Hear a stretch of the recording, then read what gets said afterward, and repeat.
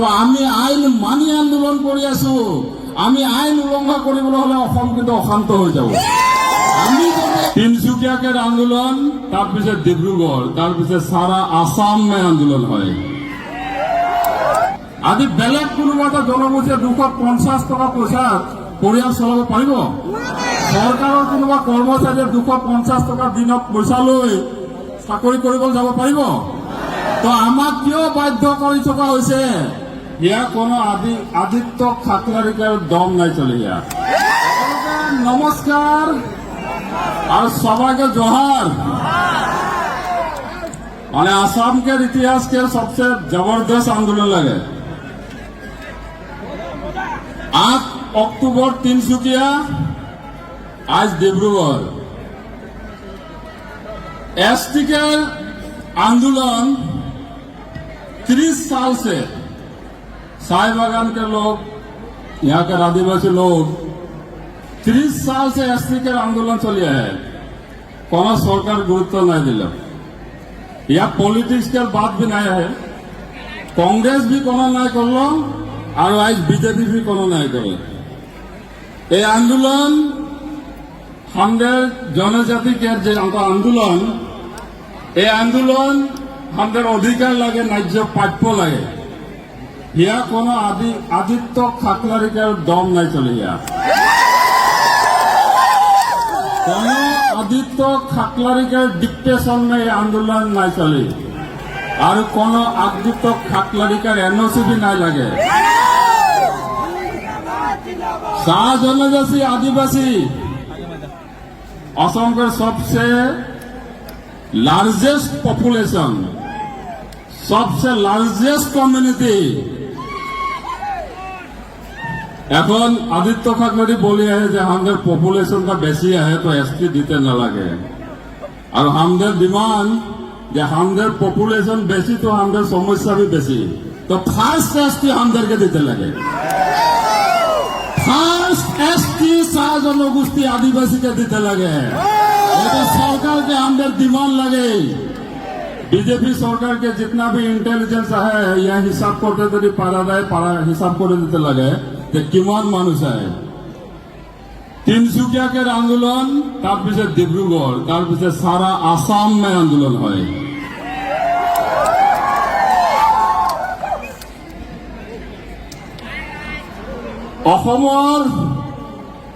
आमार जितु इतिहास एतो सकलोए जाने। আজি কোনোবাই কৈ আছে আমি এডভান্স ক্লাছক বোলে এসটি দিব নালাগে। 250 টকা মজুৰি পোৱা জাতিটো এডভান্স ক্লাছ আৰু IAS ACS ভৰ্তি থকা জাতিটো বেকৱাৰ্ড ক্লাছ। এইটো কোনটো মিডিয়া, কোনটো সেন্সাস ৰিপৰ্ট আৰু কোনটো ইকনমিক সেন্সাসৰ ৰিপৰ্টত আছে? মই আদিত্য ঠাকরারিক আজি ডাইরেক্ট সুধিছো যে আমি যদি এডভান্স ক্লাস, আপোনালোক কেনেকে বেকওয়ার্ড ক্লাস হল? ভারতীয় সংবিধানৰ 342 ইন্ডিয়ান কনস্টিটিউশনত ক্লিয়াৰলি উল্লেখ আছে জনজাতিকৰণৰ কথা। ভাৰতীয় সংবিধানত প্ৰাৱধান আছে জনজাতিকৰণৰ।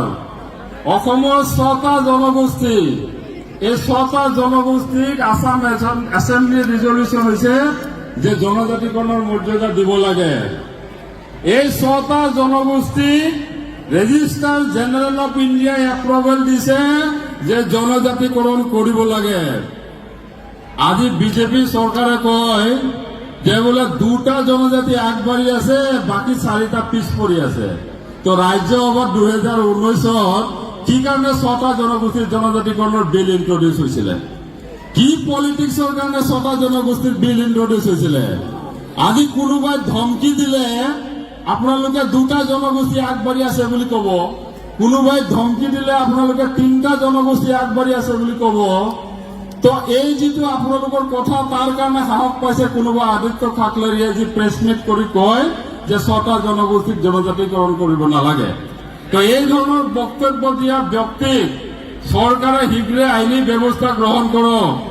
এই যেটো আন্দোলন, এই ৰাইজৰ যিটো আজি ক্ষোভ, এই ক্ষোভ এইটো কাৰণেই যে এটা জনগোষ্ঠীৰ জনসংখ্যা বেছি হলে সেইটো জনগোষ্ঠীৰ জনজাতিকৰণ হ'ব নোৱাৰিব, আৰু কাৰোবাৰ জনসংখ্যা কম হলে জনজাতিকৰণ হ'ব। এইটো কেনেকৈ জাষ্টিছ হয়?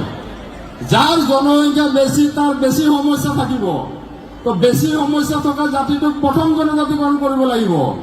যাৰ জনসংখ্যা কম তেওঁলোকৰ সমস্যাও কম, তো তেওঁলোকক লাহে লাহে জনজাতিকৰণ কৰি থাকিব।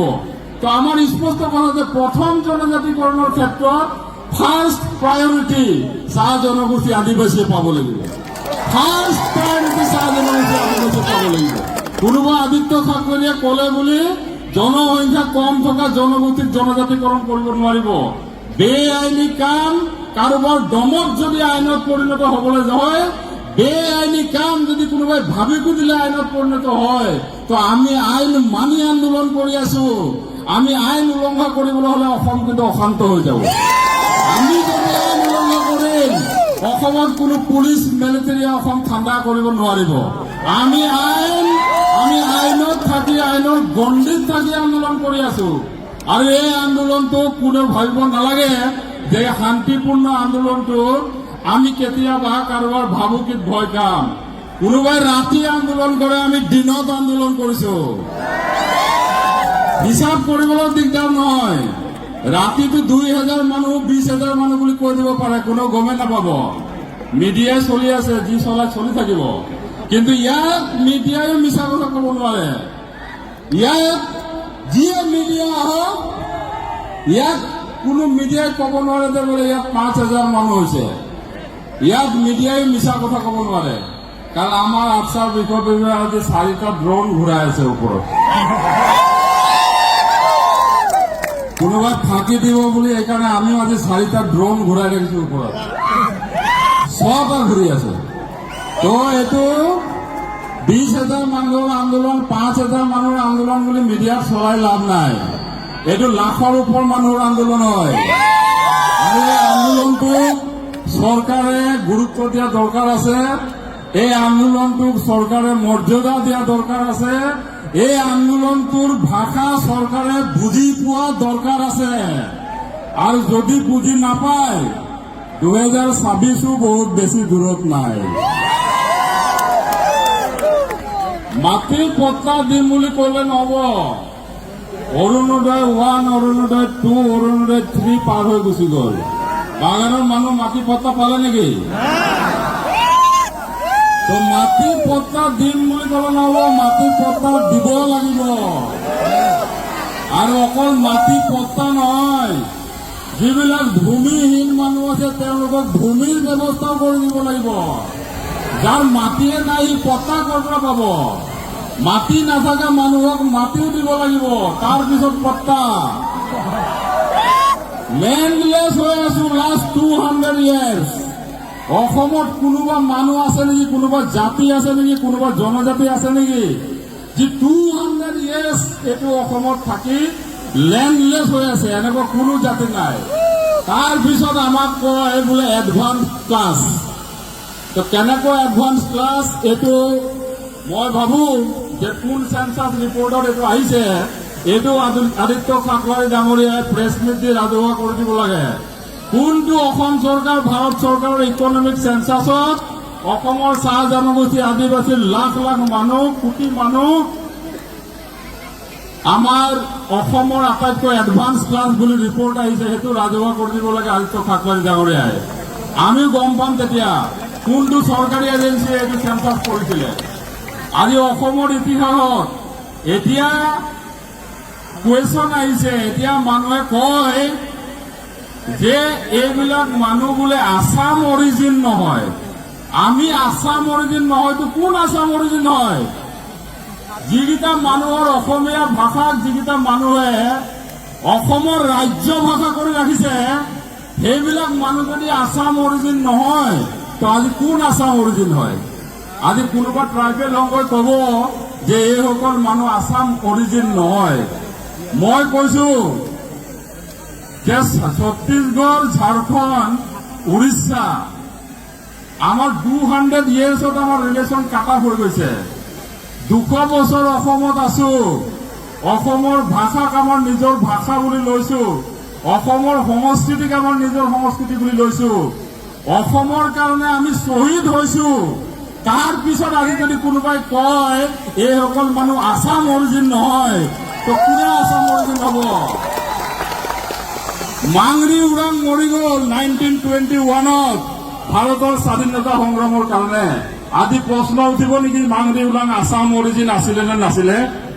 মাংৰি উৰাং 21ত শ্বহীদ হ'ল। অসমৰ প্ৰথম মহিলা শ্বহীদ, অসমৰ উত্তৰ পূৰ্বাঞ্চলৰ প্ৰথম মহিলা শ্বহীদ আছিলে মাংৰি উৰাং। আৰু আজি এইটো জাতিক প্ৰশ্ন কৰে বোলে এইটো আসাম অৰিজিন নহয়, তো কোন হয় আসাম অৰিজিন? কি দিয়া নাই এইটো জাতিয়ে? অসম আন্দোলন, ভাৰতৰ স্বাধীনতা আন্দোলন, ভাষা আন্দোলন, মাধ্যম আন্দোলন, লাষ্ট কা আন্দোলনতো আমাৰ শ্বহীদ হৈছে। ইয়াৰ পিছত যিটো জাতিয়ে অসমক নিজৰ মাটি, নিজৰ জাতি, নিজৰ দেশ বুলি ভাবি এইখন অসমৰ প্ৰতিটো বিপদত, প্ৰতিটো সংকটত থিয় হৈছে, সেইটো জাতিক আজি কোনোবাই প্ৰশ্ন কৰিব এই জাতিটো আসাম অৰিজিন নহয়, তো কোন আসাম অৰিজিন তেতিয়াহ'লে? এইসকল মানুহক লৈ এই ধৰণৰ তুচ্ছ তাচিল্য, এই ধৰণৰ অপমানজনক বক্তব্য বন্ধ কৰিব লাগে। আৰু মই কওঁ, অসমত এটা সময়ত এটা ৰিপৰ্ট গ'ল যে 36টা জাতিক জনজাতিকৰণৰ মৰ্যাদা দিব লাগে। আমি সদায় ৱেলকাম কৰি আছো 36টা জাতিক জনজাতিকৰণৰ মৰ্যাদা দিয়াটো। আকসাই কেতিয়াও বাধা দিয়া নাই 36টা জাতিক জনজাতিকৰণ দিয়াটো। চৰকাৰকো আমি কৈছো যে 36টা জনজাতিকৰণ কৰিলে আমাৰ আপত্তি নাই, কিন্তু এটা কথা কৈছো, সেই ৰিপৰ্ট ভুল আছিলে, সেই ৰিপৰ্ট শুদ্ধ ৰিপৰ্ট নাছিলে।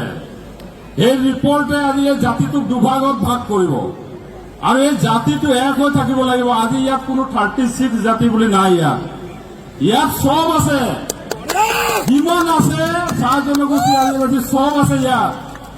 এই আন্দোলনত অকল 36টা জাতিৰ সমৰ্থন নাই, এইটো গোটেই চাহ জনগোষ্ঠী আদিবাসী সমাজৰ সমৰ্থন আছে। আৰু সেই ভুল ৰিপৰ্টৰ কথা সদায় কৈ কৈ জাতিটোক দুভাগৰ চেষ্টা নকৰিব। সমগ্ৰ চাহ জনগোষ্ঠী আদিবাসী সমাজ 200 বছৰ আগত অসমত আহিছে। আজি আমাৰ ৰিপৰ্ট লৈ ছত্তীশগড়, ঝাৰখণ্ড, উৰিষ্যাৰ পৰা আৰু বেলেগ জাতিবিলাকৰ ৰিপৰ্ট কোন ৰাজ্যৰ পৰা লোৱা হৈছে? বেলেগ জাতিবিলাকক যে জনজাতিকৰণ কৰাৰ কথা কৈছে, তেওঁলোকৰ ৰিপৰ্ট অসমৰ বাহিৰৰ কোন ৰাজ্যৰ পৰা লোৱা হৈছে? আমাকো অসমৰ এটা জনগোষ্ঠী বুলি বিবেচনা কৰি অসমৰ সমগ্ৰ চাহ জনগোষ্ঠী আদিবাসী জাতিক জনজাতিকৰণ কৰিব লাগে। এইটো অসম চৰকাৰক আমাৰ আহ্বান। অসমৰ সমগ্ৰ চাহ জনগোষ্ঠী আদিবাসী জাতিক জনজাতিকৰণ কৰি এই জাতিটোক এখন অসমত এক হৈ থাকিবলৈ দিব লাগিব।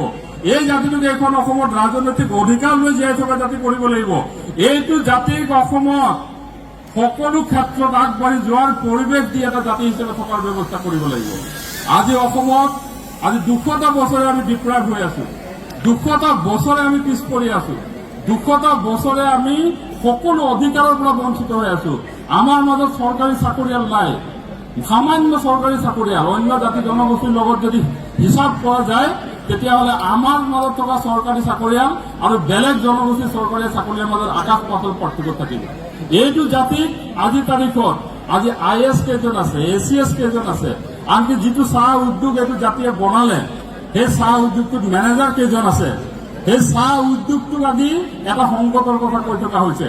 গতিকে চাহ উদ্যোগ আৰু চাহ জনগোষ্ঠীৰ ৰাইজৰ কাৰণে অসম চৰকাৰে লাষ্ট আজিলৈকে 77টা বছৰত জনগোষ্ঠীটোৰ কাৰণে যিমান কাম কৰিব লগা আছিলে, যদি কৰা হলে আজি আমাৰ মাজতো হয়তো বহুত IAS ওলালেহেঁতেন, বহুত ACS ওলালেহেঁতেন। বাগানত শিক্ষা ব্যৱস্থা ভাল নহয়, বাগানত স্বাস্থ্যৰ ব্যৱস্থা ভাল নহয়, সকলো ক্ষেত্ৰৰ পৰা আমি পিছ পৰি আছো। আজি 250 টকা মজুৰিত আজি বেলেগ কোনোবা জনগোষ্ঠী এটা পৰিয়াল চলাই দেখাব পাৰিব নেকি? আজি বেলেগ কোনোবা এটা জনগোষ্ঠীয়ে 250 টকা পইচাত পৰিয়াল চলাব পাৰিব? চৰকাৰৰ কোনোবা কৰ্মচাৰীয়ে 250 টকা দিনত পইচা লৈ চাকৰি কৰিবলৈ যাব পাৰিব? তো আমাক কিয় বাধ্য কৰি থকা হৈছে 250 টকাত বাগান চলাই ৰাখিবলৈ, চাহ উদ্যোগ জীয়াই ৰাখিবলৈ? চাহ উদ্যোগ জীয়াই ৰখা নহয়, অসমৰ অৰ্থনীতি জীয়াই আছো আমি। অসমৰ যিটো আটাইতকৈ ডাঙৰ পৰিচয়, সমগ্ৰ বিশ্বত অসমৰ পৰিচয় আছে চাহক লৈ, আৰু এই চাহ উদ্যোগ জীয়াই ৰাখিছে এইসকল মানুহে। কিন্তু সেইসকল মানুহে একাপ ভাল চাহ খাবলৈ তেওঁলোকৰ অকাত আজিলৈকে হোৱা নাই, সেই সুবিধা আজিলৈকে দিয়া নাই চৰকাৰে। একাপ চাহ আজি এই চাহ শ্ৰমিক যিসকল চাহ শ্ৰমিকে অসমৰ চাহক সমগ্ৰ বিশ্বত চিনাকি কৰি দিলে।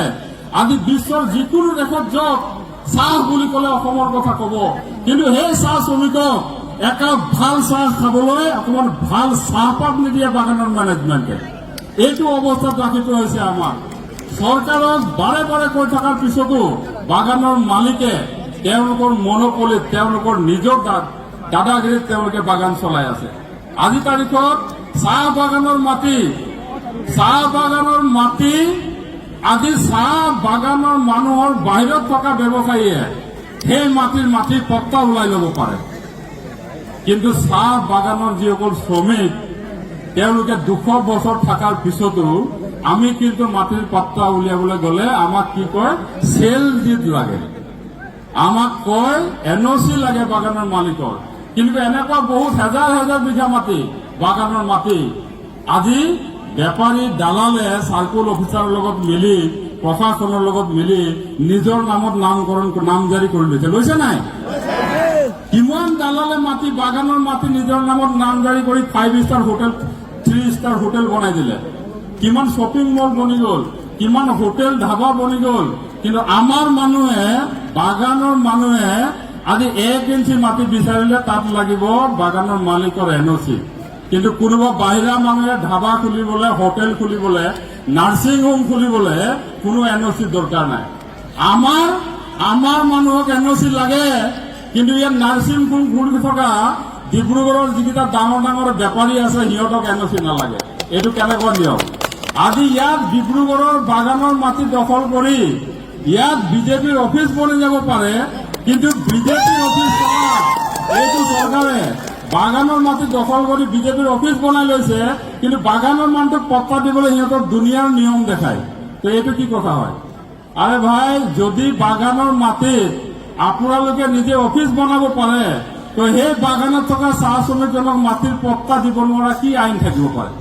তেনেকুৱা কি আইন আছে যে আপোনালোকে অফিচ বনাব পাৰে, আপোনালোকে ভাল পোৱা মানুহক নাৰ্ছিং হোম বনাবলৈ বিঘাই বিঘাই মাটি আপোনালোকে দি দিব, কিন্তু আমাৰ মানুহক আপোনালোকে মাটি দিব নোৱাৰে? এইটো নীতি মানি লোৱা নহ'ব। আৰু চৰকাৰক স্পষ্টভাৱে কৈছো যে চাহ শ্ৰমিকক অকল মাটিৰ পট্টা দিলে নহ'ব, ভূমিহীন চাহ শ্ৰমিকক ভূমিও দান দিব লাগিব, ভূমিও দিব লাগিব। তেতিয়াহে চাহ শ্ৰমিক ৰাইজ এখন অসমত আমাক নহ'লে সদায় প্ৰশ্ন কৰি থাকিব, এইসকল মানুহ আছাম অৰিজিন নহয়, এইসকল মানুহ খিলঞ্জীয়া নহয়। গতিকে আমাক ভূমিৰ অধিকাৰ দিব লাগিব, আমাক জনজাতিকৰণ লাগিব, চাহ শ্ৰমিকৰ মজুৰি বৃদ্ধি হ'ব লাগিব, চাহ বাগিচাৰ ল'ৰা ছোৱালীয়ে চৰকাৰী বেচৰকাৰী সকলো ক্ষেত্ৰত সংস্থাপন পাব লাগিব। আৰু চাহ শ্ৰমিকসকলে অসমত সদায় 3rd ক্লাছ চিটিজেন হৈ থাকিব নালাগিব। আমি সদায় 3rd ক্লাছ চিটিজেন হৈ থাকিব নিবিচাৰো। আমি অসমৰ প্ৰতিটো জাতি জনগোষ্ঠীৰ সমানে আমিও আগবাঢ়ি যাব বিচাৰিছো। আৰু সেইকাৰণে চৰকাৰক আহ্বান যে এই জনগোষ্ঠীটোৰ যিবিলাক মূল দাবী, সেই দাবীবিলাকক আওকাণ কৰাৰ, সেই দাবীবিলাকক কম গুৰুত্বপূৰ্ণ বলে বহাবাৰ দুঃসাহস নকৰিব। এই যিটো আজি আন্দোলন তিনিচুকীয়া ডিব্ৰুগড়, এইটো আপাৰ আছামৰ আন্দোলন হয়।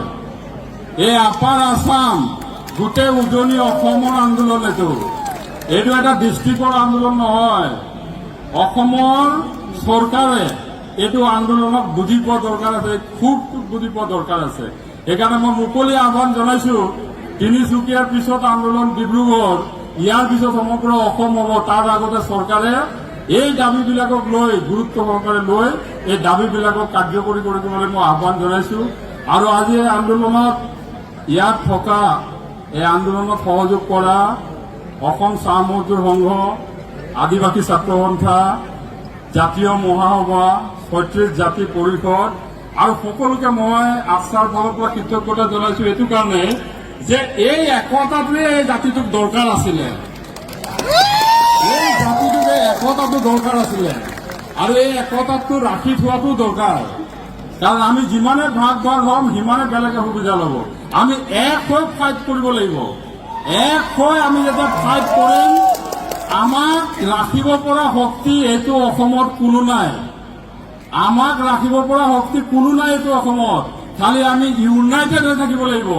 আৰু ইউনাইটেড হৈ থকাৰ এই যিটো আজিৰ আন্দোলনে যিটো পৰিৱেশ বনাইছে সেই পৰিৱেশটো সদায় অসমত থকা দৰকাৰ আছে। মই এইটো আহ্বান জনাই সকলোকে মোৰ অসম চাহ জনজাতি ছাত্ৰ সন্থাৰ তৰফৰ পৰা কৃতজ্ঞতা জনাইছো, ধন্যবাদ জনাইছো। আৰু নিশ্চিতভাৱে এই আন্দোলনে আমাৰ ন্যায্য প্ৰাপ্য, আমাৰ অধিকাৰক নিশ্চিতভাৱে আমাক প্ৰদান কৰিবৰ কাৰণে চৰকাৰখনক বাধ্য কৰিব বুলি আশা কৰি মই মোৰ বক্তব্য সামৰিছো।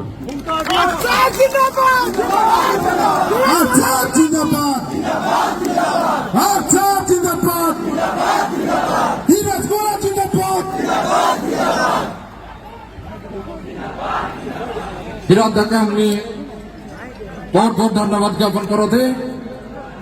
ओकर बाद के